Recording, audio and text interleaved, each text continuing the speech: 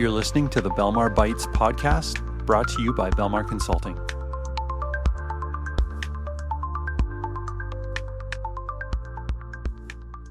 Matt, welcome back.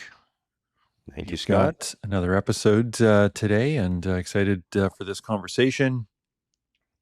We are episode 12, and we've got a year in review to talk about. So I guess just to sort of align a few things here, our fiscal year wraps up at the end of August. And so when we think of our year, we're not in sync with either the calendar year or the Salesforce year, which ends at the end of January. So we've got all these competing years that we're working through. But for us, we're at the end of the year and excited about the year that we're in, fiscal 25-26, and all the great things we're going to go and accomplish. So we've got a bunch of things that we can talk about in terms of the year that was and where we're going. But how's your week going? What's some of the latest? What's going on in your world? Yeah, you know what, as you're saying, it's not aligned with Salesforce or the calendar, but you know what it is aligned with? The school year, which always makes for a really fun summer, trying to get people on calls, trying to meet people with vacations and whatnot. But no, my week has been great, Scott. I was in a great little ski village just north of Vancouver called Whistler. Beautiful place. The water's great. The temperature is great. I don't do a ton of skiing, but I would imagine those who do would love this place. So you're a big skier. You've probably skied Whistler 1,000 times. I have, yeah. It's the time of year that we're talking about, though, is not ski season. I guess unless you go up on the glacier, which I've never done in the summer months, but certainly in the winter months when everything is in full bloom and there's snow flying and it's nice and cold. But Whistler's awesome in the summer, and I was up there a week ago, and it was very much what you described. Nice and beautiful spot, nice and cool. The air quality is amazing, and I find that any allergies that I have seem to go away when I'm in Whistler. So I'm not sure if that's due to there not being any pollen in the air, what's going on, but I always feel better when I'm in Whistler. So, but I would agree with that. Yeah, no allergy medicine for me up there. Alrighty, well let's talk about I guess this boundary that we've just crossed over into the new year, as I think you've described it a great way, which is it aligns with the school year. Beginning of September, I actually feel like is more of a start of a year than maybe in January. I know January is for most is the start of the year, and I guess it is the start of the calendar year. But in terms of actually things, sort of people back from vacation, business sort of re-engaging, September really marks the kickoff in my mind, and so I guess somewhat conveniently our year starts then. But let's just rip through a few of the highlights from last year and just unpack some of the wins that we had in terms of things we accomplished as an organization and things that our customers have accomplished. So what's the first thought that pops in your mind when you think of the wins from last year? Well, I think we should do it this way, Scott. I think we should just go back and forth.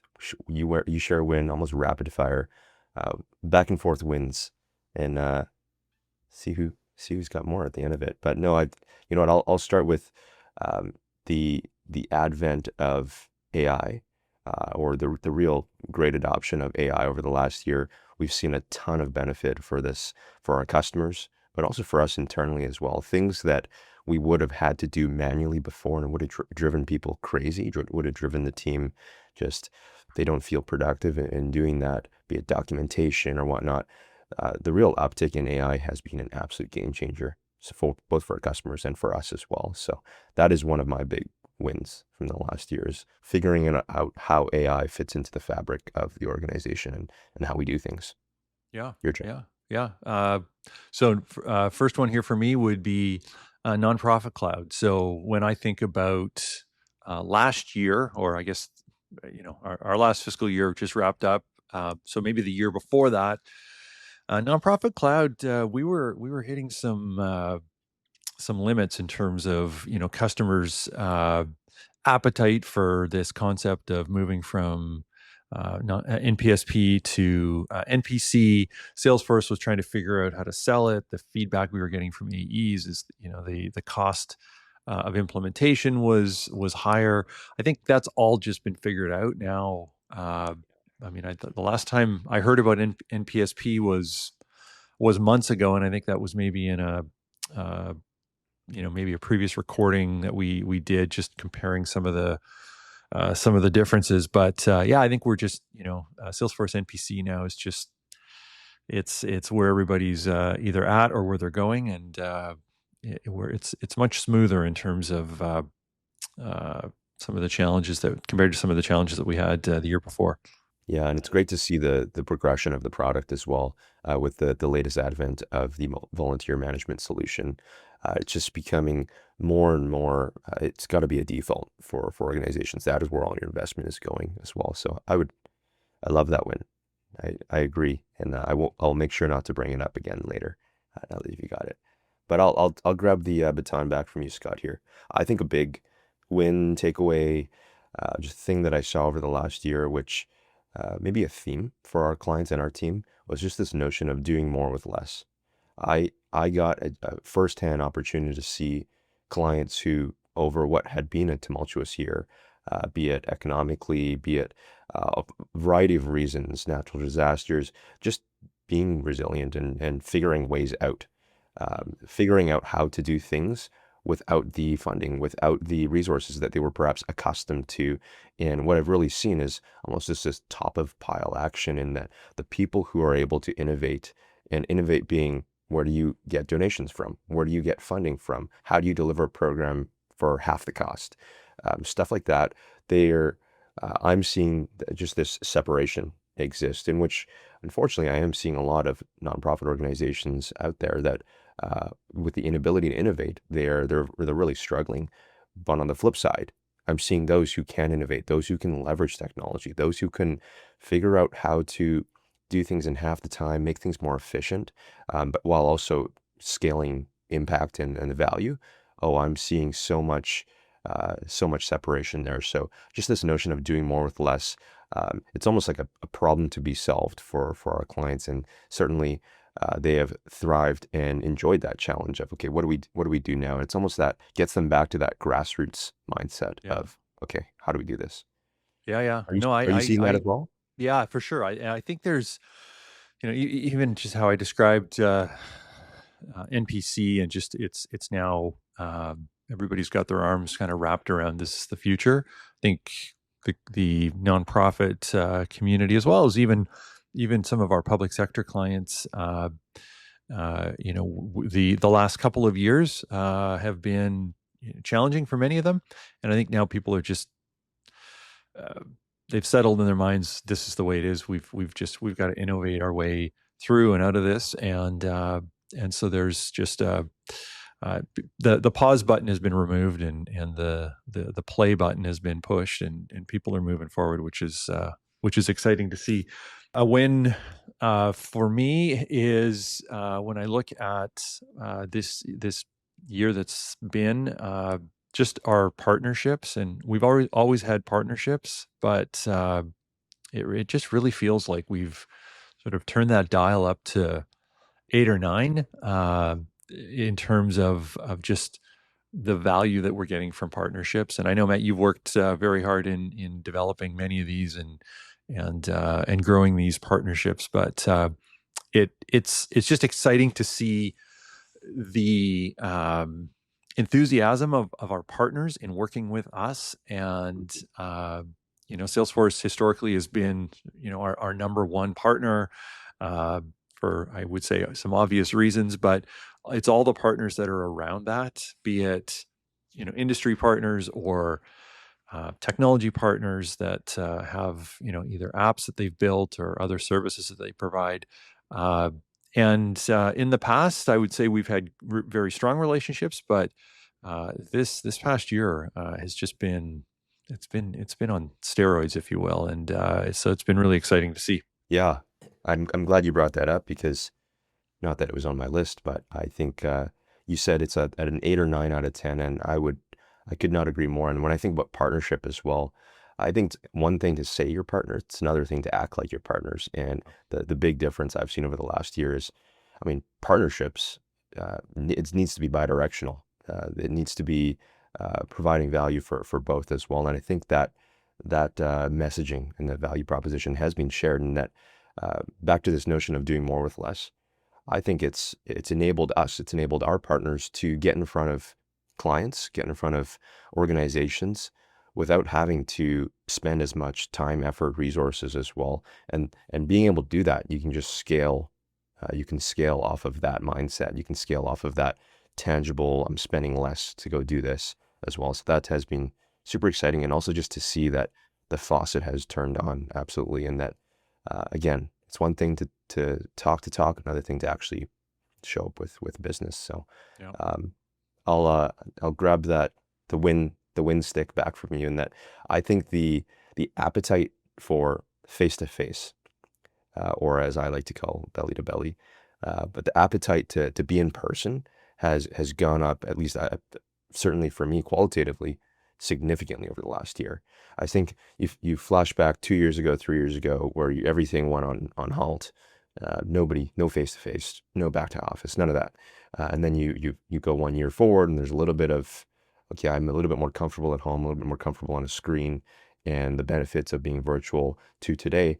It's almost this feeling of the craving of in-person experience and in person, I've noticed. And that's where I believe relationships get, be it forged and fortified.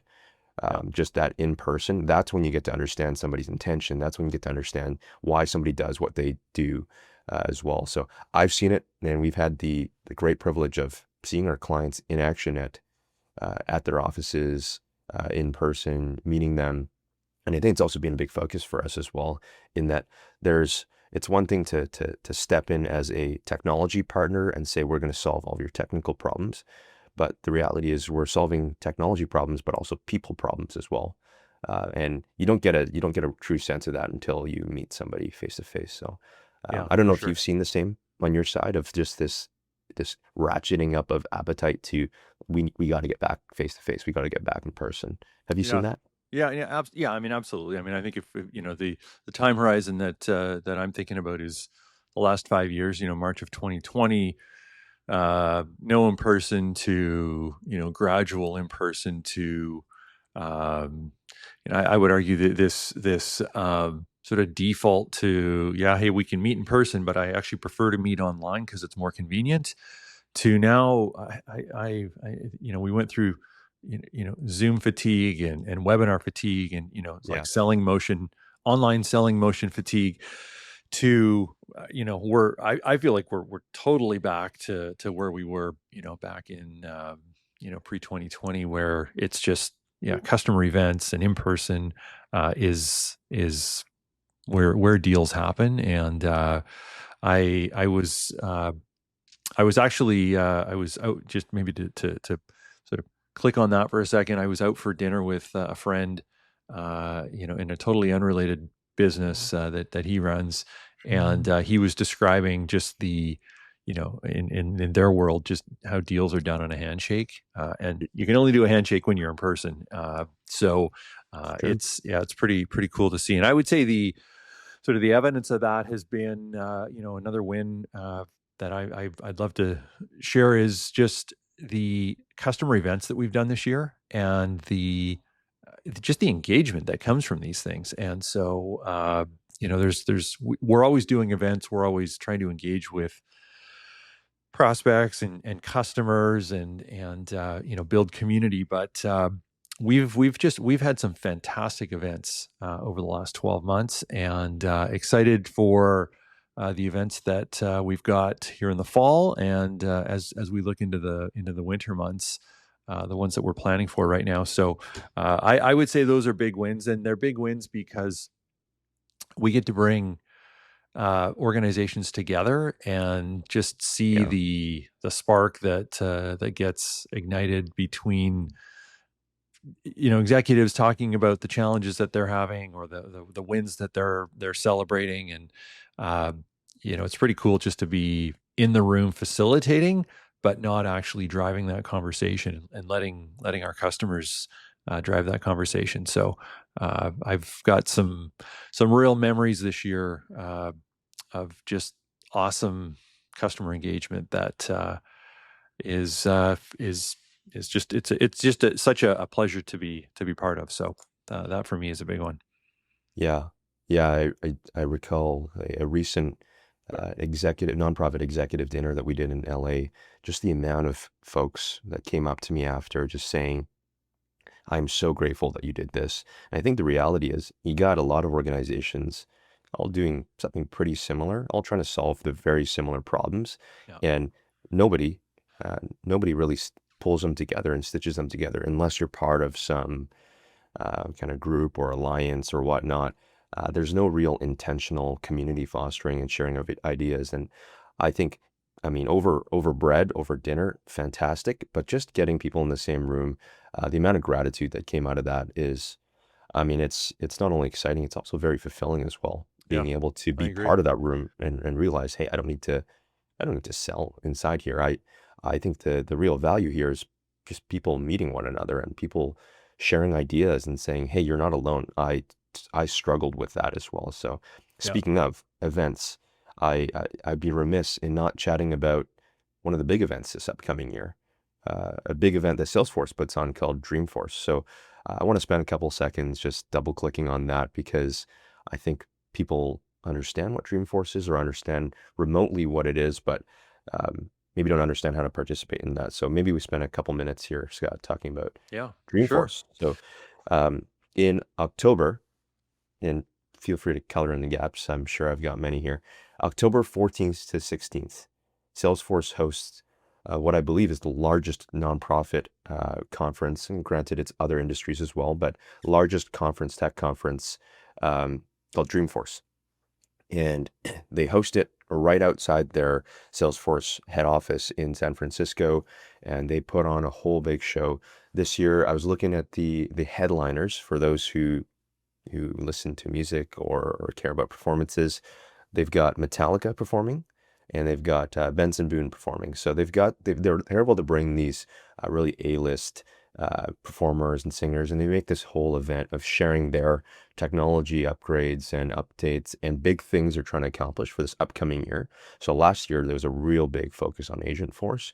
This year they'll probably share something similar.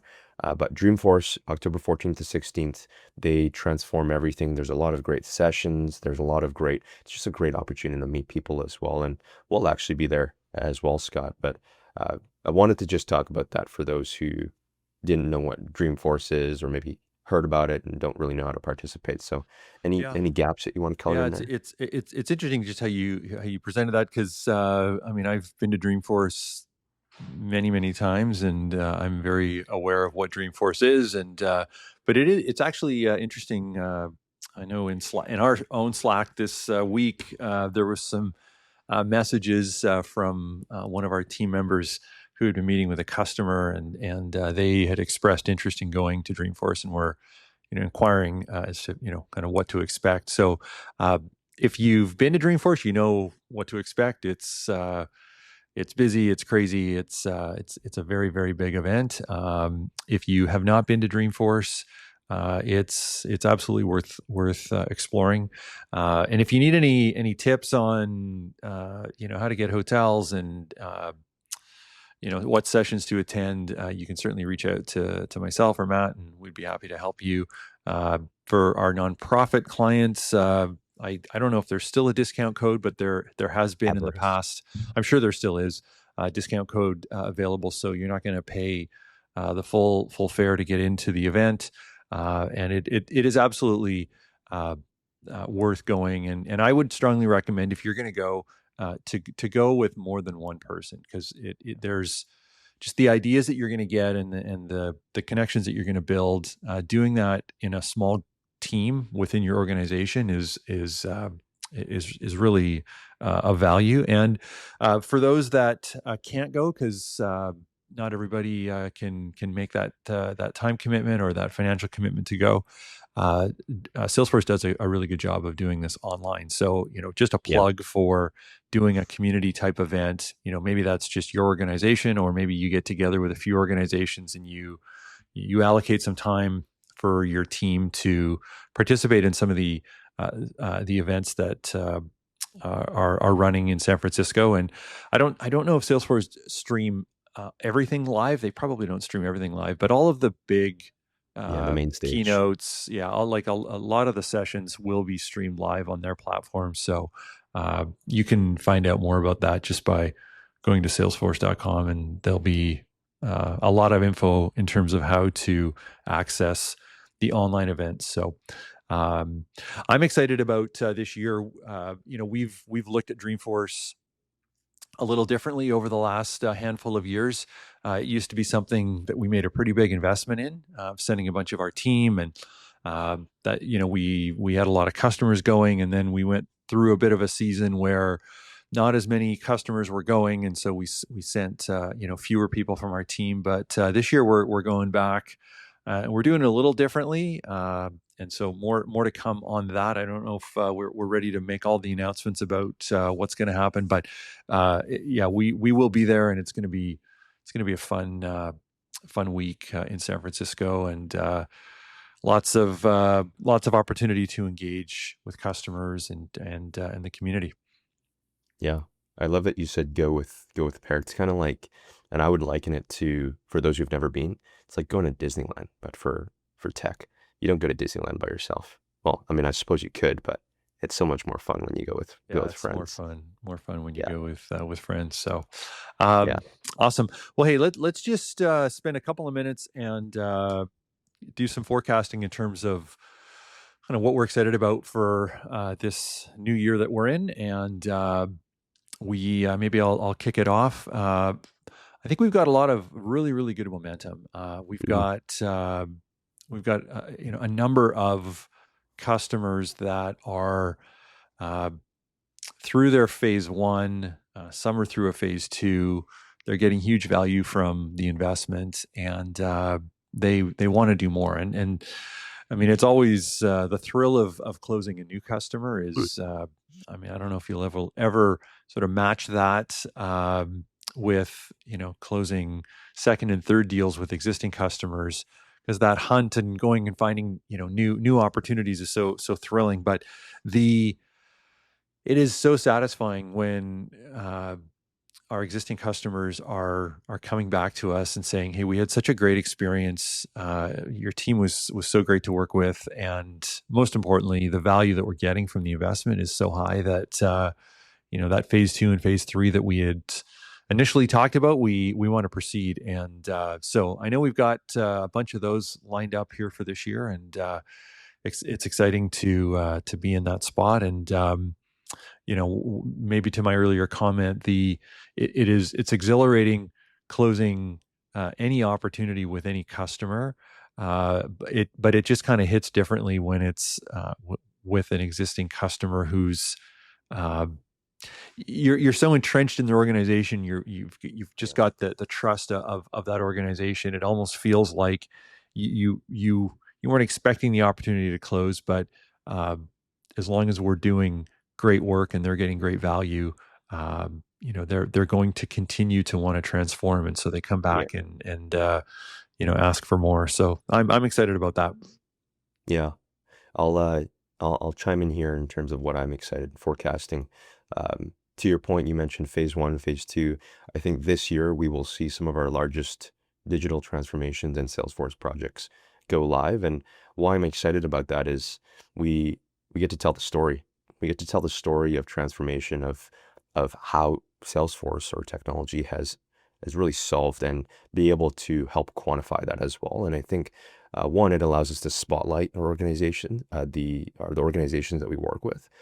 But two, it's good to be able to have hard, tangible metrics to say this is what it has done. And I'm really excited for this year, because I think that's in the mind of our customers, that is the biggest thing they're trying to overcome when they're making this initial purchasing decision, is What is the ROI on this? What is the impact that this will have? So this year, we're going to see a lot of that. We're going to see a lot of success stories. We're going to see a lot of, like, let's share the blueprint. Let's help fill out that blueprint, because it's going to allow us to share that same blueprint for way less cost, way more efficiently with other organizations that are similar. So that's what I'm excited about this year. Is, again, that you use the word momentum, Scott, but we're just cracking that door open, and I think it's like having a set of master keys to all of the other rooms inside that house here. We've now finished up that key ring here, and we're going to be able to open that door to these other opportunities once they're live, and once that value proposition is hardened and solidified there. Yeah. Yeah. Awesome. Well, listen, we could go on, I'm sure, at length about things we're excited for.